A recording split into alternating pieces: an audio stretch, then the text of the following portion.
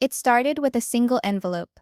No one expected it to hold the papers that would destroy the Brown family forever. Inside, stamped in bold black ink, were 5 words that made Kody's hands tremble. Christine Brown versus Kody Brown. Petition for custody. The cameras weren't rolling, the smiles were gone. And for the first time, everything the world thought it knew about the sister wives was about to collapse. Inside a courtroom. And before you judge who's right or wrong, wait until you hear what Christine revealed under oath. If you think you've seen family drama before, think again. Stay till the end, because this trial changes everything. The story opens on a cloudy Monday morning in Flagstaff, Arizona. The courthouse stands quiet. Cold glass walls, gray marble steps, and a faint echo of reporters' voices waiting outside. Inside, Christine sits alone in the hallway, a dark navy blazer, trembling hands folded over a legal pad. Her lawyer whispers softly beside her, but she's barely listening. Her eyes are locked on the courtroom door, and the brass plaque that reads Superior Courtroom 2A, Judge Helen R. Sanders. It's strange. After years of being quiet, she finally feels powerful. But that power comes with fear. Fear of what Kody might say. Fear of what her kids will hear. Fear of what the world will think when the truth finally comes out. Across the hall, Kody walks in with Robyn. His hair is tied back, face red, voice sharp as he argues with his attorney. "This is ridiculous," he hisses. "She's doing this for attention, not the kids." Robyn keeps her head down, clutching a folder filled with bank statements and text messages. She looks scared, but there's something else too. Guilt. The doors open. The clerk's voice echoes through the hall. Case number 2025 CV 409. Brown versus Brown. Parties may enter. As Christine stands, the weight of 15 years presses down on her. 15 years of silence, compromise, and heartbreak, all leading to this. The courtroom feels smaller than she expected. Wooden benches packed with family, friends, even a few fans who managed to sneak in. Cameras aren't allowed, but the tension feels like it's being filmed anyway. Judge Sanders sits high above them, calm, neutral, unreadable. She looks at both sides and says, "Let's begin." Christine's attorney, a soft-spoken woman named Miss Patel, starts. "Your Honor, this isn't just about custody. This is about emotional neglect, manipulation, and control. It's about a father who abandoned his responsibilities the moment the cameras stopped rolling." Kody's jaw tightens. He leans toward his lawyer, muttering something under his breath. Christine's voice trembles, but she stands and faces him. "I loved you," she says quietly. "But love isn't ownership. Kody, it isn't control." Kody snaps. "You're rewriting history. You walked away." The judge raises a hand.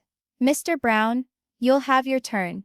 Christine exhales, trying to keep her composure. But when she looks over at the bench behind her, at her daughter Truly sitting quietly, clutching a stuffed animal, her eyes fill with tears. Sometimes, it's not the shouting that breaks you. It's the silence of the people you fought so hard to protect. Christine looks back at the judge. "I'm not here to destroy him," she says. "I'm here to make sure my daughter grows up in peace, not confusion." Kody smirks. "Peace? You tore this family apart." The courtroom ripples with murmurs. Robyn glances at him, whispering, "Kody, stop, please." The judge leans forward. "Mr. Brown, I will not tolerate outbursts." For a moment, no one breathes. Christine sits back down, fingers shaking, while her lawyer slides a photo onto the evidence table. A picture of Kody and Robyn, outside a luxury SUV, smiling with shopping bags. Miss Patel's voice is calm but cutting. "This was taken the same week, Mr. Brown stopped paying for his daughter's school tuition." The gallery gasps. Kody's face turns pale. "That's a lie," he snaps. "We had an agreement." Christine's lawyer replies. "An agreement that only benefited you." The judge looks between them. "Miss Patel, continue." She nods. "Your Honor, we'll present evidence showing repeated financial negligence, inconsistent visitation, and emotional coercion, including messages sent by Mr. Brown to his children, discouraging them from visiting their mother. Christine's throat tightens. She hadn't wanted that part read out loud, but it's too late. The courtroom listens as her lawyer reads Kody's words. Your mom left the family. You don't owe her loyalty. Loyalty belongs to the people who stay. The words echo through the room. Truly lowers her head. Kody tries to interject. Those messages were taken out of context. But Christine cuts in, voice cracking. No, Kody, that is the context. The truth hits hardest when it's spoken by someone who used to whisper your name in love. The judge calls for a short recess. Everyone stands, the tension thick as smoke. Reporters scribble notes. Guards open the double doors, and the noise of the hallway rushes back in. Christine walks outside and leans against the wall, trying to breathe. She sees Mary waiting near the vending machine. Quiet, distant. Mary's expression softens for the first time in years. You're brave, Christine, she says. Christine shakes her head.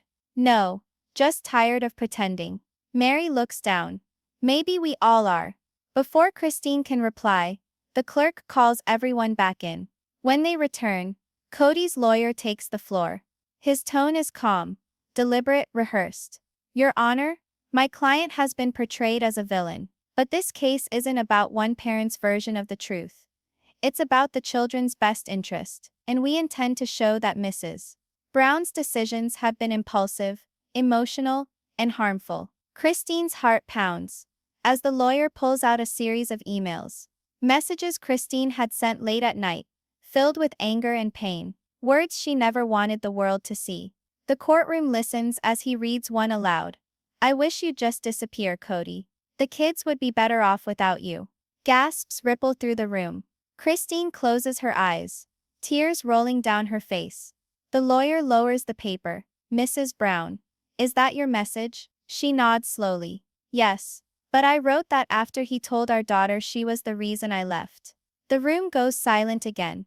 In every courtroom, truth and pain sit on opposite sides. But sometimes they're the same person. Judge Sanders clears her throat. I think we've heard enough for today. We'll reconvene tomorrow morning at 9 a.m. The gavel falls. Christine stands frozen for a moment, before gathering her papers. She walks out. Kody watches her, his face a mix of fury and heartbreak. Robyn whispers, what if she wins? Kody doesn't answer. He just stares at Christine leaving the courtroom, his eyes cold. Then the family's over, he says quietly. Outside, thunder rolls across the Arizona sky. Christine gets into her car, hands trembling, heart pounding. She starts the engine. But before she drives away, she glances in the rearview mirror. Behind her, Kody is still standing on the courthouse steps, watching, waiting. And for the first time, she realizes this fight isn't about custody anymore. It's about the truth no one was supposed to hear. Because when love goes to court, someone always loses more than just the case. Morning light spills through the courthouse windows like cold glass. Reporters gather again outside, microphones ready. But inside the air feels heavier. The kind of tension that comes before a storm. Christine walks in quietly. She looks calmer than yesterday, but her eyes tell another story. Last night, she barely slept. She kept replaying every word, every look Kody gave her. Every memory of love now feels like evidence against her. Across the room, Kody sits rigid, hands clasped so tightly, his knuckles are white. Robyn whispers something to him, but he doesn't answer. His eyes are locked on the door, the one where Christine just entered. The bailiff calls everyone to rise. Court is now in session. Judge Sanders nods. You may be seated. We'll begin with the testimony of Mrs. Brown. Christine walks to the stand. Every footstep sounds louder than the last. The wood creaks beneath her heels. The microphone hums faintly, and the courtroom feels like it's holding its breath. She's sworn in, her right hand trembling slightly. Mrs. Brown, the judge says, please describe, in your own words, the events that led you to file for sole custody. Christine's voice is low at first, uncertain. It wasn't one event, it was a pattern. Years of being told I was overreacting, that my feelings didn't matter, that if I wasn't happy, it was my fault. Her lawyer steps closer. Can you give the court an example? Christine nods slowly. When Truly got sick last year, she had a high fever. I called Kody 4 times. He didn't answer. Later I found out he was at Robyn's, celebrating her son's birthday. Kody's head jerks up. That's not true. He blurts out. The judge glares at him.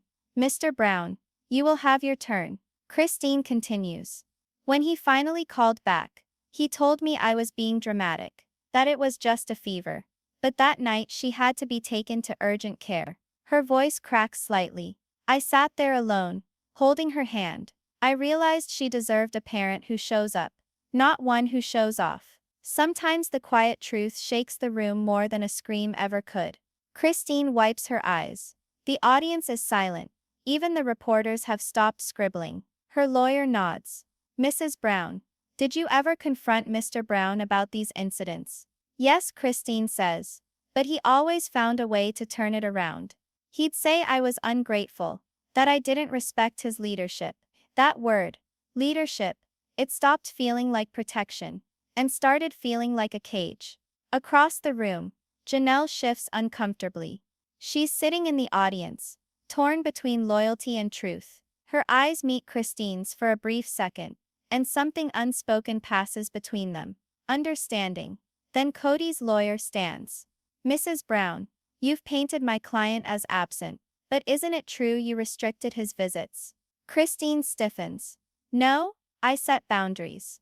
Boundaries? Boundaries? He repeats, almost mocking. Or punishments. She frowns. Boundaries? Because every time he came, he argued, insulted me and left Truly crying. The lawyer smiles thinly. Do you have proof of that? Christine looks down. No?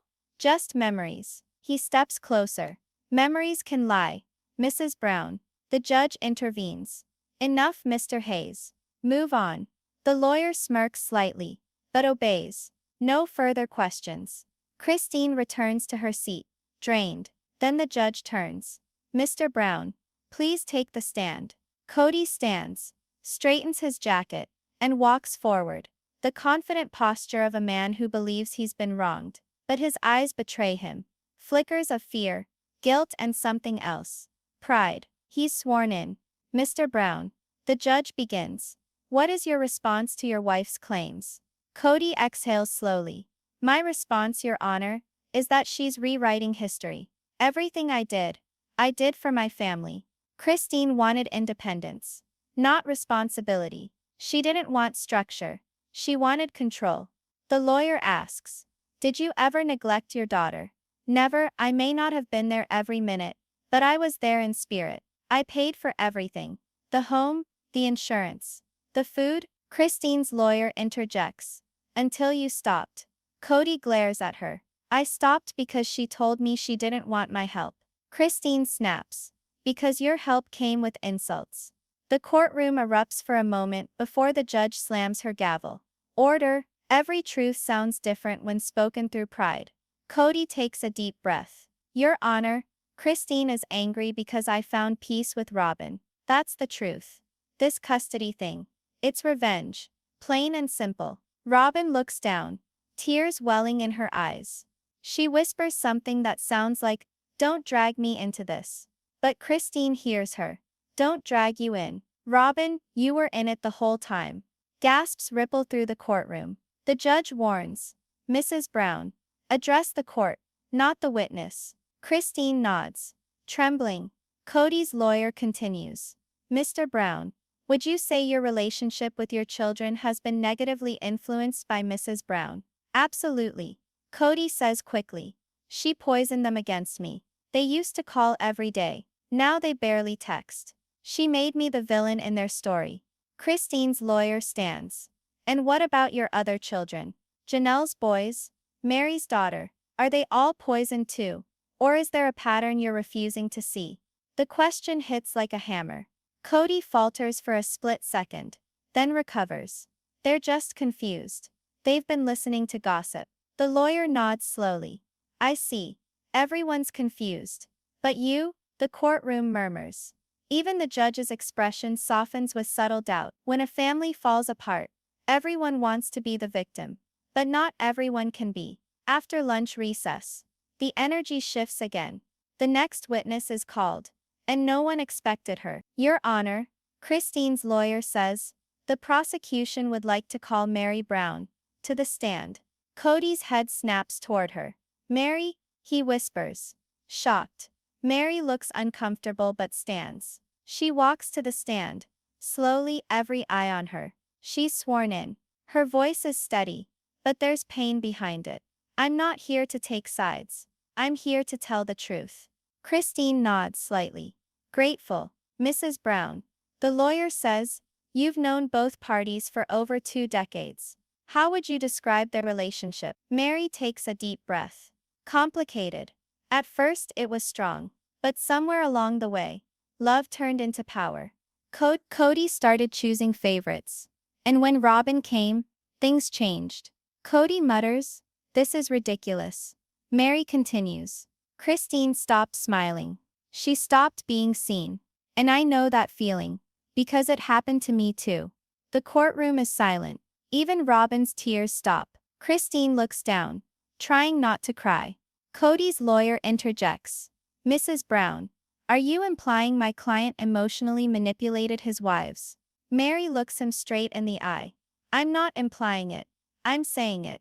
Every family has secrets. But when someone finally breaks the silence, everything starts to crumble. The judge calls for a short break, but no one moves. Everyone's too stunned. As Mary steps down, she glances at Christine, a small knowing nod. Then at Kody, a look of disappointment that cuts deeper than anger ever could. When the session resumes, Kody's lawyer demands Robyn take the stand to clarify false accusations.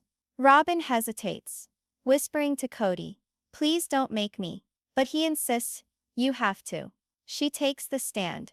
Trembling, the bailiff swears her in. The lawyer asks softly, Mrs. Brown, can you describe your relationship with the plaintiff? Robyn exhales. I tried to be her friend. I really did. But there was always distance. And Kody was caught between us. Christine leans forward. Caught between us. Or choosing you. Robyn's eyes fill with tears. He chose peace. You chose war. Christine shakes her head. Voice low. Peace built on silence isn't peace, Robyn. It's control. The courtroom no longer feels like a place of justice. It feels like a battlefield of old wounds. The judge sighs. We'll continue tomorrow with further testimonies. The gavel drops again, echoing through the tense room. As people begin to leave, Christine glances back one last time. Kody and Robyn are whispering furiously, their faces pale. Mary stands by the door, watching them, as if realizing the foundation of their family was never faith, but fear. Outside, the press surrounds Christine. Microphones flash. Questions fly. Christine, do you think you'll win custody? Is Kody still win contact with the kids? Are the sister wives finally done for good? Christine doesn't answer. She looks into the cameras and says quietly, this was never about winning. It's about healing. Then she walks away. But behind her, Kody's voice cuts through the crowd. Cold, angry, and certain. You think you're the victim, Christine? You just started a war you can't win. She stops. Turns slowly. Looks him dead in the eyes. I'm not trying to win, Kody, she says. I'm trying to end it. The crowd goes silent. Reporters lower their mics. It's the third day of the trial. And something feels different. The courthouse is surrounded by flashing cameras and restless whispers. The tension isn't just thick. It's suffocating. Christine steps out of her car, clutching a file her lawyer gave her that morning. A file she hasn't opened yet. Miss Patel's words still echo in her head. Christine, what's inside this folder could change everything. But once it's open, there's no going back. Christine swallows hard, then lets open it in front of the judge. She walks through the courthouse doors, determination replacing fear. Inside, Kody stands near the bench, his hands folded behind him, trying to look calm, but he's pale, restless. He knows something's coming. He just doesn't know what. Robyn sits beside him, clutching her purse, whispering, what if it's about us? Kody mutters. Then we handle it. Together. The judge enters. Gavel hits. Silence falls. Court is now in session. We'll proceed with new evidence from the plaintiff. Christine's lawyer stands. Your Honor, this file was obtained through legal discovery. It contains financial records and personal correspondence that shed light on Mr. Brown's conduct during his marriage to my client. Kody's face goes red. You can't use that, that's private. The judge narrows her eyes. If it's relevant, it's admissible. Christine's lawyer opens the folder. The air seems to stop moving. Inside are printed pages, statements, and photos. She lifts one. Exhibit 14A. A bank transfer of $75,000 from the joint family account to an LLC registered under Robyn's name. The courtroom gasps. Kody stands up. That was an investment. Christine's lawyer doesn't blink. Then why did it happen 2 days after Christine asked for medical support for Truly? Robyn looks horrified. Kody, tell them, that's not what it looks like, but Kody stays silent. Christine finally speaks, her voice steady but trembling underneath. I asked for help with Truly's hospital bills. You said you didn't have money. You said times were tough. And meanwhile you were transferring $75,000 to Robyn? Kody's lips tighten. I did what I had to do for the family. Christine stares at him. For which family, Kody? When money leaves without explanation, it's not just numbers missing. It's trust. The judge gestures to continue. Christine's lawyer flips another page. Exhibit 15B. Text messages between Mr. and Mrs. Brown during that same week. She begins reading aloud. Christine, Truly's doctor says she needs more tests. Please help. Kody, you need to stop dramatizing. I can't keep funding your choices. Gasps ripple through the courtroom. Even Mary, sitting in the back, covers her mouth. Christine looks down, whispering, those weren't choices. Those were survival. Kody's lawyer stands. Your Honor, these messages are being taken out of emotional context. The judge cuts him off. The words speak for themselves. Mr. Hayes, proceed. Christine's lawyer closes the folder. No further evidence at this time, Your Honor. The courtroom feels frozen. You can almost hear hearts breaking in silence. Then the judge says, we'll move to cross-examination. Mr. Brown, you may respond. Kody stands slowly. His voice cracks, not with sorrow, but frustration. This isn't fair. You're all looking at me like I'm some monster. I love that woman. I gave her everything. Christine looks at him, tears forming. You gave me rules, not love. Kody's jaw tightens. You walked out on me. You humiliated me on national television. Christine's voice rises for the first time. I walked away because I couldn't breathe anymore. The courtroom buzzes. The judge bangs the gavel. Order. Sometimes the loudest truths come out when people stop trying to sound perfect. As the noise settles, Kody's lawyer calls for a surprise witness. The defense would like to call Janelle Brown. Christine freezes. Janelle? Janelle stands up slowly from the gallery. Her face pale. She looks torn apart inside. Christine whispers, you don't have to do this. Janelle whispers back, I have to tell the truth. She walks to the stand. The bailiff swears her in. Kody's lawyer smiles, too confidently. Mrs. Brown, you've maintained communication with both parties, correct? Yes, she says softly. And would you say Christine has at times exaggerated her emotional distress? Christine looks shocked. Janelle closes her eyes. Yes, sometimes she can be dramatic. She feels deeply. And when she's hurt, she sees everything as betrayal. The courtroom hums. Christine feels the floor tilt under her feet. But Janelle adds quickly. That doesn't mean she's lying. Kody's lawyer frowns. So which is it? Janelle hesitates. She's not perfect. None of us are. But she's telling the truth about the neglect. I saw it. I lived next door. I watched her cry at night when Kody wouldn't come home. Kody slams his hand on the table. You're supposed to be my friend. Janelle looks at him. Tears finally breaking. I was. Until friendship started meaning silence. Betrayal hurts less than truth. Until you realize they came from the same mouth. Kody's lawyer moves to discredit her testimony. But it's too late. The emotional damage is done. Christine stares at Janelle. Hurt, but grateful. The kind of gratitude that comes from finally being seen. The judge nods. Thank you, Mrs. Brown. You may step down. As Janelle leaves the stand, she whispers to Christine. Don't give up now. You're almost free. But before Christine can respond, the courtroom doors open. A man in a dark suit walks in carrying a black folder. The judge looks up. Can I help you? The man replies, I'm from the Arizona Department of Family Services. We've received an anonymous submission relevant to this case. The room erupts in murmurs. Christine's lawyer steps forward. Your Honor, we were not notified of new evidence. The judge gestures for the folder. She flips through the documents. Her expression darkens. Kody looks uneasy. What is that? The judge's voice hardens. Mr. Brown?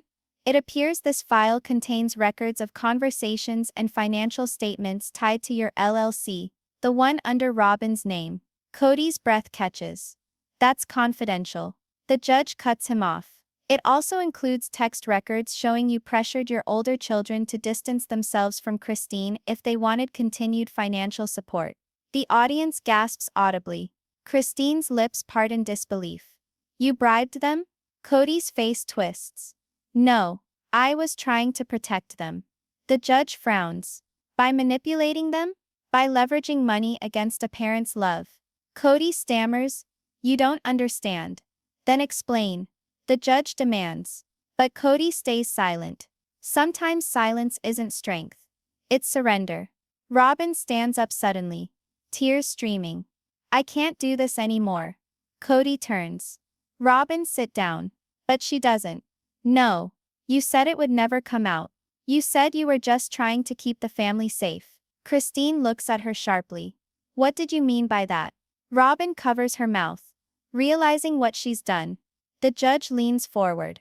Mrs. Brown, you are under oath. What exactly did your husband say would never come out? The room goes deadly quiet. Robyn whispers, he told me if Christine ever tried to fight back, he'd make sure she lost everything, even if it meant lying. Gasps fill the room. Christine's face goes pale. Kody shouts, that's a lie. Robyn sobs. I'm sorry, I can't lie for you anymore. The judge slams the gavel. This court will recess immediately while I review this new evidence. Everyone rises. The room is chaos. Reporters running, lawyers whispering, cameras flashing outside. Christine stands frozen, watching Kody's world unravel piece by piece. He turns to her, eyes burning. You ruined me. Christine whispers, no. Kody, you did that yourself. Outside, thunder rumbles again. The same way it did on the first day. But this time, Christine doesn't flinch. She walks past the crowd, past the flashing lights, and into the storm, free, even if the battle isn't over yet. When the courtroom doors open again the next morning, the air feels heavier. Every camera flash outside hits like lightning. Every whisper carries judgment. Christine walks in quietly. Her hands tremble but her steps are steady. She's wearing the same necklace. Truly gave her a little gold heart with a chipped edge. It used to symbolize love. Now it symbolizes survival. Across the room, Kody sits with his lawyer. No longer confident. No longer loud. Robyn isn't beside him this time. Her seat is empty. The bailiff's voice breaks the silence. All rise. The judge enters, files in hand. Her expression unreadable. Court is now back in session. She says, we've reviewed the new evidence submitted yesterday.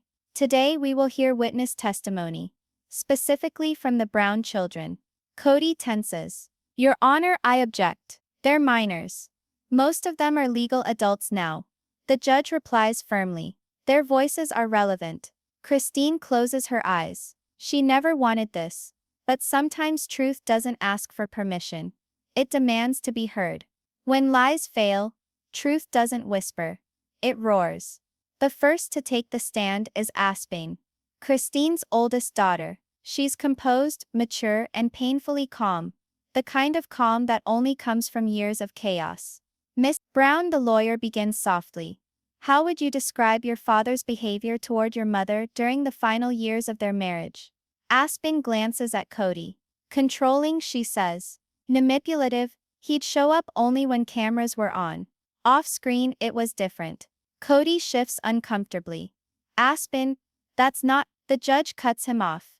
Mr. Brown, no interruptions. Aspen's voice wavers but doesn't break. He made Mom feel small, like she was lucky to be tolerated. When she asked for help, he'd say she was ungrateful. Christine's eyes well up.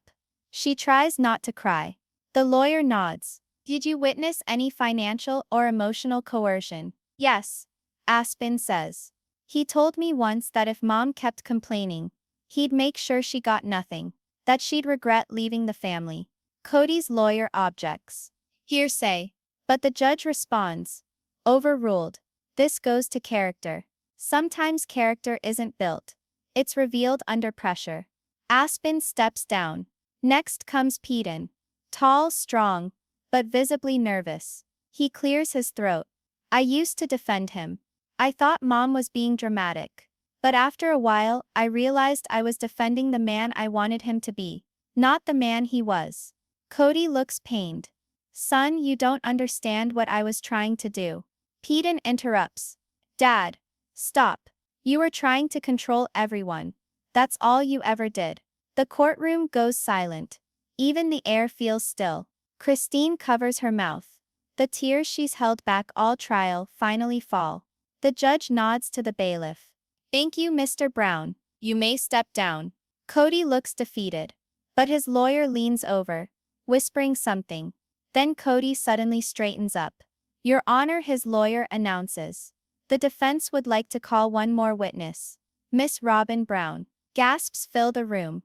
Christine's head snaps up. She wasn't supposed to testify today. The judge raises an eyebrow. Proceed. The doors open. Robyn walks in slowly. Her eyes swollen. Her face pale. She looks like she hasn't slept in days. In her hands, she clutches a tissue and something else. A small USB drive. The bailiff swears her in. Mrs. Brown. Kody's lawyer begins. You were previously emotional when this court recessed. Have you had time to reflect on your testimony? Robyn nods faintly. Yes. And do you stand by your claim that your husband made certain threats against Christine? Robyn hesitates. She glances at Kody. He stares at her, eyes full of anger and silent warning. Her hand shakes. Yad. I need to clarify something. Christine leans forward.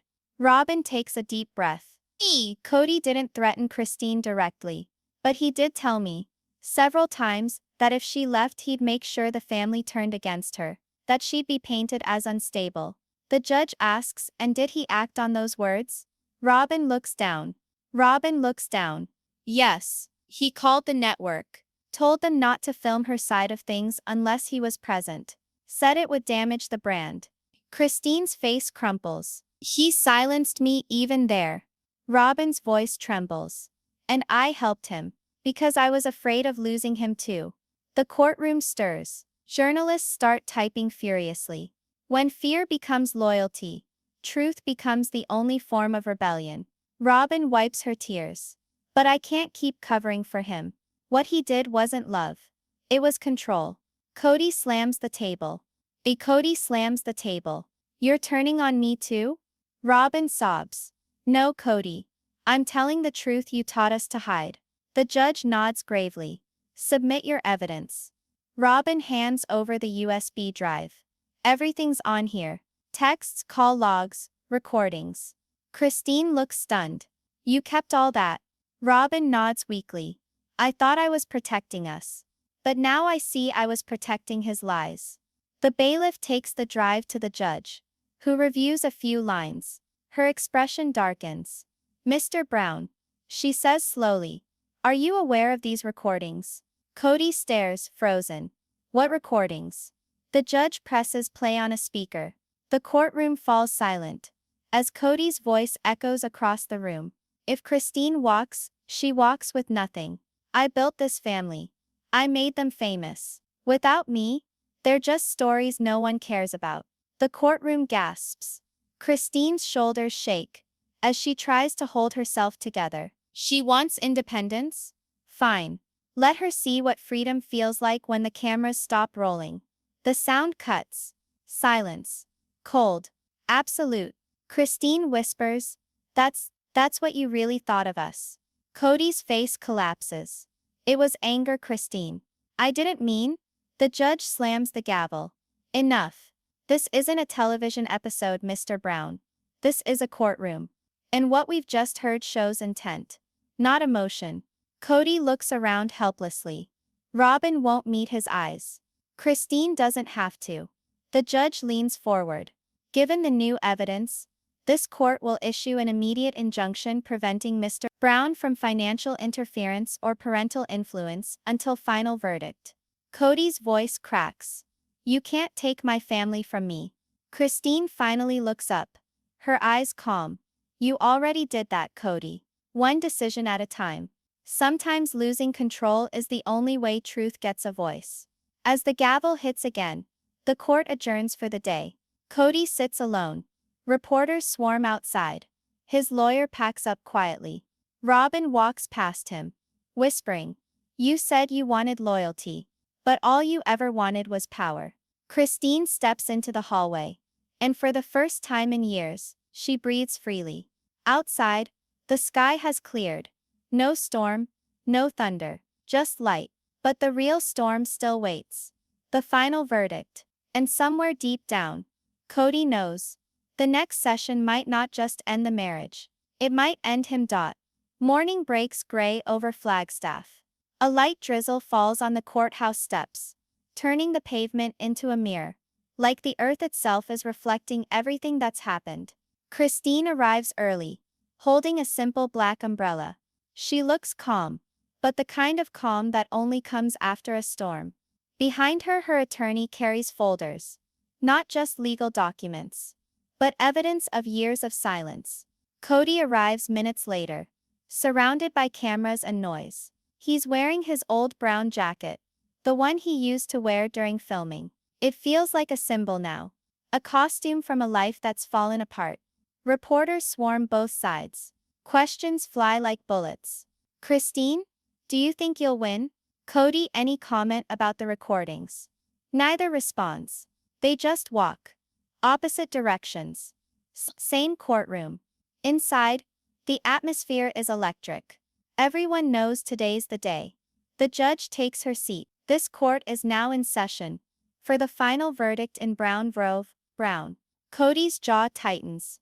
Christine exhales slowly. The entire Brown family sits behind them. The children, Janelle. Even Mary. Robyn sits far in the back. Sunglasses on. Head down. The judge begins. Over the past weeks, we've heard testimony, seen evidence, and witnessed painful truths about a family once bound by belief and broken by control. Her voice echoes in the still courtroom. Before I read this court's decision, both parties may make a final statement. Kody stands first. His voice trembles. Your Honor, I know I made mistakes. But everything I did for the family. I never meant to hurt anyone. Christine's painting me as a monster. But she forgets who built this family. Who sacrificed. He stops. Because Christine is looking right at him. Not angry. Not bitter. Just done. Then she speaks. No one forced you to love us, Kody, but you did force us to fear losing you. And that's not love. That's control. Her voice cracks. You wanted loyalty, but you never gave honesty. You built a family on obedience, not trust. And the moment we stopped obeying, you stopped being a husband. The courtroom is silent. Even Kody can't respond. When truth finally speaks, lies have nowhere left to hide. Christine continues softly. I'm not here to destroy you. I'm here to free myself. And our children from a story that was never ours to tell. She sits down, the air shifts. You can feel the weight of years lifting. One confession at a time. The judge takes a deep breath. Having reviewed all evidence and testimony, this court finds in favor of the plaintiff, Mrs. Christine Brown. Kody's face goes white. The judge continues, steady and firm. Mr. Brown is hereby ordered to cease all financial claims on shared assets established during their plural marriage. Furthermore, due to manipulative and coercive conduct substantiated by evidence, the court grants Christine full autonomy over her likeness, media rights, and her children's guardianship. Gasps ripple through the room. Christine covers her mouth. Tears of disbelief. Kody stumbles back into his chair. You can't, I'm their father. You can't just erase me. The judge's tone softens slightly. Mr. Brown, this court is not erasing you. It's reminding you that fatherhood is earned, not claimed. Sometimes justice doesn't punish. It teaches what love never could. Christine wipes her tears. She whispers, "Thank you." Outside, reporters rush to their positions. The sound of cameras waiting is like distant thunder. But Christine doesn't rush to leave. She turns to Kody one last time. "I loved you," she says quietly. "All of us did, but you loved control more than people. And now, you're alone in the world you built." Kody looks up, tears finally breaking through his anger. "Christine, please. I don't know how to fix it." She shakes her head gently. "You don't fix freedom, Kody. You just stop fighting it." Robyn stands from the back, walking slowly toward Christine. For a moment, it feels like time freezes. "I'm sorry," Robyn whispers. "For all of it, I let fear make me cruel." Christine's eyes soften. "Then stop being afraid." That's how healing starts. They hug. Not as co-wives, not as rivals, but as two women finally freed from the same cage. Forgiveness isn't weakness. It's closing a door that's been open too long. Kody watches them. And for the first time, he looks truly lost. The cameras outside explode with flash. Christine steps through the courthouse doors. The rain having stopped, sunlight piercing through the clouds. Reporters shout questions again. "What's next for you, Christine?" She smiles faintly. "Living, just living." The crowd cheers. Inside, Kody stays seated, staring at the empty witness stand, the same place where every truth he buried came back to speak. The judge's voice echoes in his memory. "Control isn't love, Mr. Brown, it's fear wearing a mask." He closes his eyes, and for the first time, the silence feels deafening. Sometimes endings aren't about justice, they're about peace. Once been 5 days since the verdict. Flagstaff has gone quiet. The news trucks are gone. The headlines are fading. But the family isn't. Because what happens after the cameras leave?